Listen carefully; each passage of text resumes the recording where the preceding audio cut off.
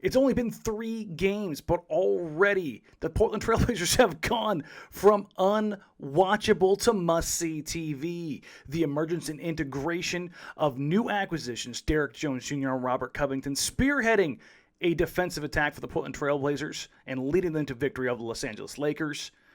The reemergence or reintegration of Enes Kanter into the bench big role, slotting in comfortably behind Jusuf Nurkic. And do the Blazers have a Carmelo Anthony problem? That and more we're going to hit right now as we get to the breakdown.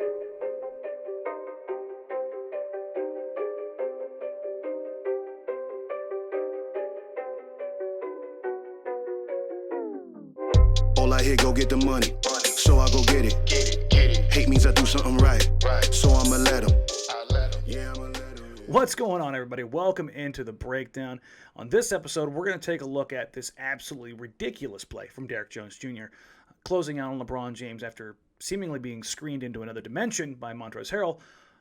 But we're going to talk overall about the defensive impact that guys like him and Robert Covington had, and even CJ McCollum.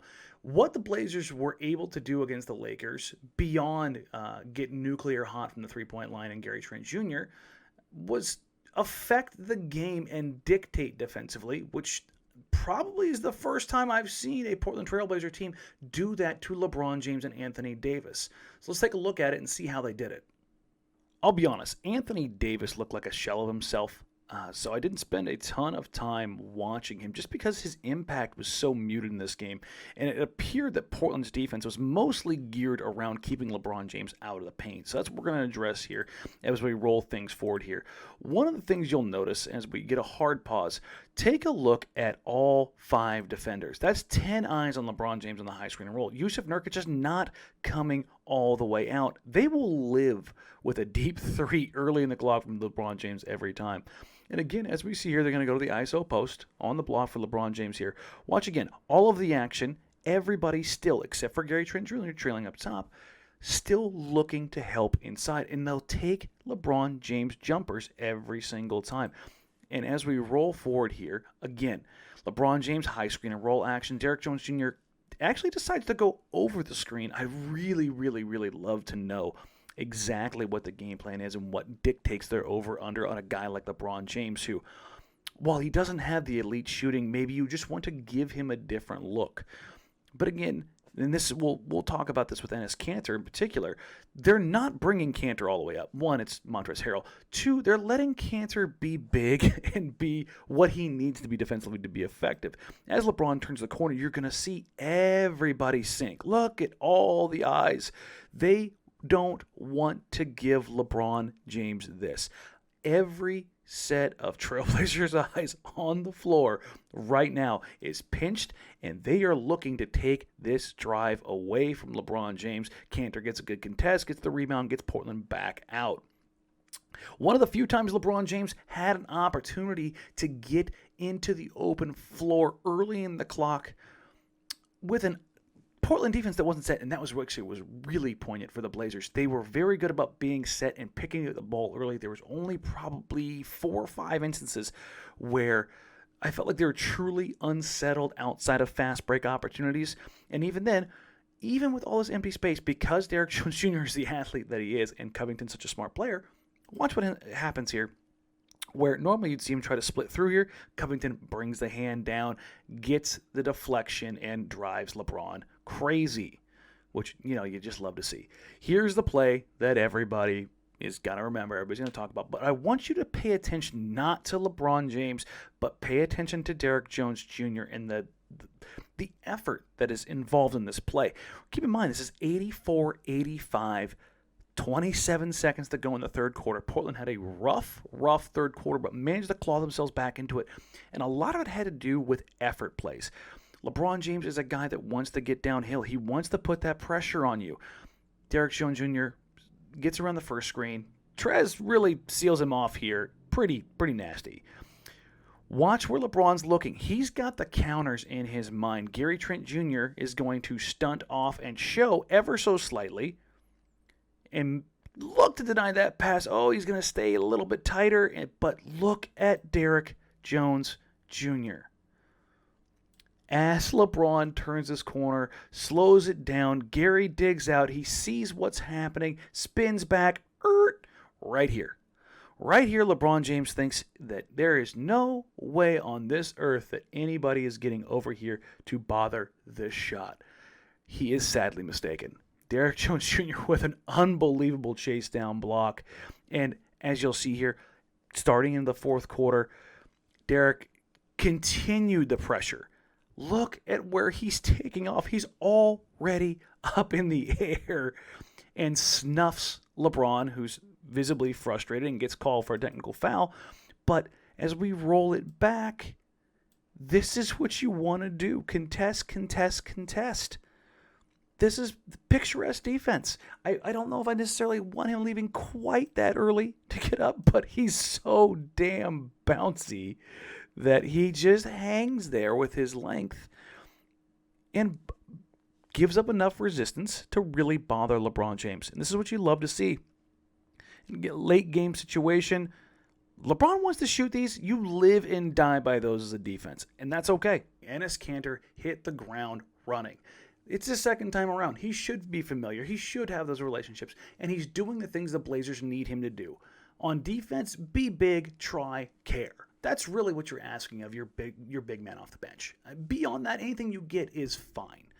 Offensively, gobble up offensive rebounds, set hard screens, roll with intent, finish in traffic, and finish inside. And he has done that so far. 12 points, 10 rebounds, only missed 4 shots so far. And 2 of those, I think, were, well, maybe not go up 1-on-3 or 1-on-4, but I'm nitpicking. He's been just fine. The can't play Kanter narrative is alive and well when he has to guard in pick and roll coverage above the free throw line. But by not having Carmelo Anthony active on the roster in Los Angeles, you saw Terry Stotts integrate Derek Jones Jr., and I believe Robert Covington slid in a little bit alongside him to help cover up for some of that space, and Kanter was allowed to be successful. Let's take a look at how he's gone about some of the things on both ends of the floor and what is going to allow him to continue to be that successful going forward. When you've got Enes Kanter, it's a pretty simple recipe. Be big, be strong, have great timing, and be successful. Just take a look here. Just gets the screen, forces a switch early. Now you've got Harden on Dame. Dame's going to try and get a good look, but he's already fighting for position. He's already there. And guess what? He goes up, gets the rebound, gets the putback. That's where he eats. That's what this man does. Let me fight again. Let me get position. Fight over 2, 3. Tries to make the play. Let's rewind that real quick. This is where I think I'm critical of Enes Kanter, but it's not because of an unwillingness. I just don't think he's a natural playmaker. But as you look here, wins the size battle, obviously, and natural rebounder. He tries to make the right play. And again, he's going to reset here, and we're going to get what's a just tremendously awful possession from Carmelo Anthony. But watch Kanter even here. He knows what's going on. Let me go ahead and fight PJ Tucker for position. Let me go ahead and root you out. Tucker's no slouch, but Kanter's there for the rebound, even though it doesn't matter. Here's Kanter busting down the floor, trying to get that early post position, and gets rewarded for it. Rodney's like, I got you, big fella. Here, go to work. Christian Wood, just too tiny. Hit him with a Oh, let's rewind that real quick. I love the feet work. Watch this. It's so clean. Inside fake. Nope. Up, under, clean, lefty finish. And you just, again, simple but effective. Let's take a look again. What you got, Christian Wood? What you got? Oh, nope. I got the turn and fade. Again, let's roll it back. Watch the feet work. This is the kind of thing, if Portland's going to go to an isolation set, this is the guy I want to feed. On the flip side, there's certainly somewhere I don't want to see those possessions going to with that second unit, and that's into the ISO, mid-post, Carmelo Anthony, whatever you want to call it. As I went through and watched these 2 games, and again, it's 2 games, the question is this a trend? Because it is alarming. As I watched every single one of his shots, most of them, particularly the misses, they're all short. And when I see something along those lines, that makes me think Father Time. Once the legs go, they just go. And that's it. They come for everybody. Everybody except for LeBron James. That's the difference. As you take a look at some of these clips, Tell me what it is that stands out to you that doesn't indicate that, because as I watch through it, that's all I can see over and over and over again. We're just going to let these clips roll, and if as you're watching them, think, does this look like a guy who's got his legs? And maybe he finds them throughout the season. But right now, they're just not there. These are not options Portland can go to. He can't turn the corner. He can't clear space to jump and get up and finish. And when he does get a little bit of bounce in his step, you see the extra effort. Here you get the offensive rebound. Can't trust it. Has to go out and reset. And then again, no time on the clock, falls short. Even if he is falling short, there is somewhat of a saving grace. Oh, the shot is short. I like him coming as that attack the closeout guy in the extra possession. Here he is again. Boom, relocate. And this is where you see him look okay. And this is, if you're looking for the promise, this is where it comes from. Even when he misses the shot, I don't mind these shots. Well, it's only 3 games in, and we're not exactly making sweeping conclusions. These are more some trends that are piquing my interest. The defensive changes and the integration of Derek Jones Jr. and Robert Covington, the continued steadiness of Enes Kanter, and some concern bubbling up ever so slightly as it pertains to Carmelo Anthony, and Father Time may be resting both hands on the shoulders. He's got some time. Perhaps he turns it around against the Clippers. Maybe he does, maybe he doesn't. I don't know. And that's why I'm trying not to get too bothered by it, as long as Gary Trent Jr. is getting 25, 26 minutes in the majority of touches with that second unit outside of CJ McCollum. Those things need to happen. But as much as I want to take a look at these things, please let me know what it is you want to see. Leave me a note in the comments. Leave me a note on Twitter. Get in my DMs at Danny Marang. Let me know what you're interested in. I'll take a look and see if we can get a little bit of feedback going and go a little back and forth.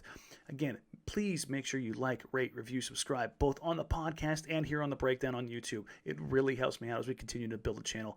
Thank you very much, and we'll catch you next time. Bye.